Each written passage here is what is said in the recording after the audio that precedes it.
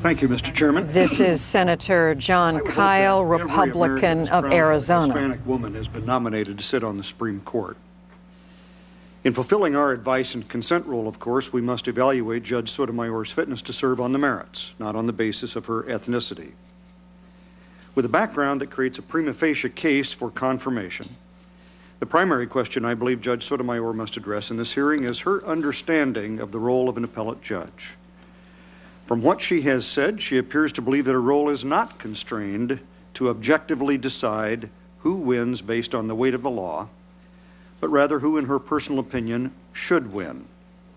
The factors that will influence her decisions apparently include her gender and Latina heritage and foreign legal concepts that, as she said, get her creative juices going. What is the traditional basis for judging in America? For 220 years, presidents and the Senate have focused on appointing and confirming judges and justices who are committed to putting aside their biases and prejudices and applying law to fairly and impartially resolve disputes between parties. This principle is universally recognized and shared by judges across the ideological spectrum. For instance, Judge Richard Paez of the Ninth Circuit, with whom I disagree on a number of issues, explained this in the same venue where less than 24 hours earlier, Judge Sotomayor made her now famous remarks about a wise Latina woman making better decisions than other judges. Judge Paez described the instructions that he gave to jurors who were about to hear a case. As jurors, he said, recognize that you might have some biases or prejudice. Recognize that it exists and determine whether you can control it so that you can judge the case fairly. Because if you cannot set aside those prejudices, biases, and passions, then you should not sit on the case. And then Judge Paez said, the same principle applies to judges. We take an oath of office. At the federal level, it's a very interesting oath. It says in part that you promise or swear to do justice to both the poor and the rich. The first time I heard this oath, I was startled by its significance, he said. I have my oath hanging on the wall in the office to remind me of my obligations. And so although I'm a Latino judge, and there's no question about that, I'm viewed as a Latino judge.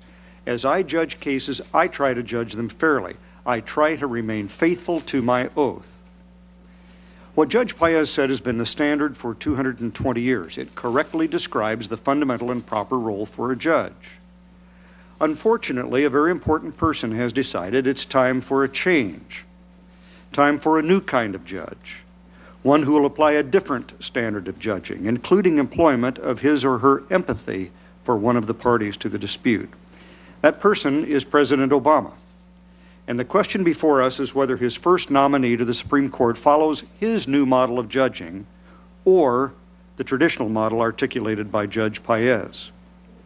President Obama, in opposing the nomination of Chief Justice Roberts, said that, and I quote, while adherence to legal precedent and rules of statutory or constitutional construction will dispose of 95% of the cases that come before a court, what matters on the Supreme Court is those 5% of the cases that are truly difficult. In those 5% of hard cases, the constitutional text will not be directly on point. The language of the statute will not be perfectly clear. Legal process alone will not lead you to a rule of decision. How does President Obama propose judges deal with these hard cases?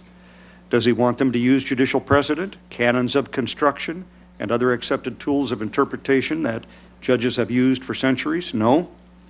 President Obama says, and I quote, that in those difficult cases, the critical ingredient is supplied by what is in the judge's heart. Of course, every person should have empathy. And in certain situations, such as sentencing, it may not be wrong for judges to be empathetic. The problem arises when empathy and other biases or prejudices that are in the judge's heart become the critical ingredient to deciding cases. As Judge Paez explained, a judge's prejudices, biases, and passions should not be embraced. They must be set aside so that a judge can render an impartial decision as required by the judicial oath and as the parties before the court expect. I respectfully submit that President Obama is simply outside the mainstream in his statements about how judges should decide cases. I practiced law for almost 20 years before every level of state and federal court, including the U.S. Supreme Court. And never once did I hear a lawyer argue that he had no legal basis to sustain his client's position, so that he had to ask the judge to go with his gut or his heart. If judges routinely started ruling on the basis of their personal feelings, however well-intentioned, the entire legitimacy of the judicial system would be jeopardized. The question for this committee is whether Judge Sotomayor agrees with President Obama's theory of judging, or whether she will faithfully interpret the laws and Constitution and take seriously the oath of her prospective office. Many of Judge Sotomayor's public statements suggest that she may indeed allow or even embrace decision-making based on her biases and prejudices. The wise Latina woman quote, which I referred to earlier, suggests that Judge Sotomayor endorses the view that a judge should allow gender, ethnic, and experience-based biases to guide her when rendering judicial opinion.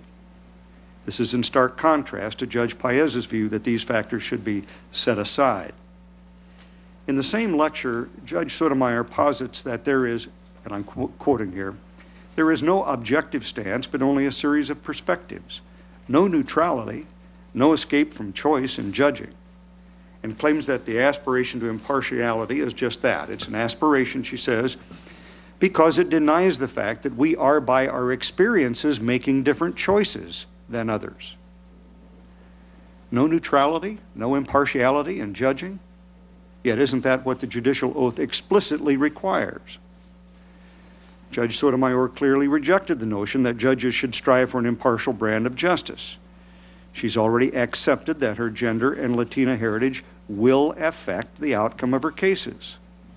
This is a serious issue, and it's not the only indication that Judge Sotomayor has an expansive view of what a judge may appropriately consider. In a speech to the Puerto Rican ACLU, Judge Sotomayor endorsed the idea that American judges should use good ideas found in foreign law so that America does not lose influence in the world. The laws and practices of foreign nations are simply irrelevant to interpreting the will of the American people as expressed through our Constitution. Additionally, the vast expanse of foreign judicial opinions and practices from which one might draw simply gives activist judges cover for promoting their personal preferences instead of the law. You can therefore understand my concern when I hear Judge Sotomayor say that unless judges take it upon themselves to borrow ideas from foreign jurisdiction, America is going to, and I'm quoting here, is going to lose influence in the world. That's not a judge's concern. Some people will suggest that we shouldn't read too much into Judge Sotomayor's speeches and articles, that the focus should instead be on her judicial decisions. I agree that her judicial record is an important component of our evaluation, and I look forward to hearing why, for instance, the Supreme Court has reversed or vacated 80% of her opinions that have reached that body by a total vote count of 52 to 19. But we can't simply brush aside her extrajudicial statements. Until now, Judge Sotomayor has been operating under the restraining influence of a higher authority, the Supreme Court.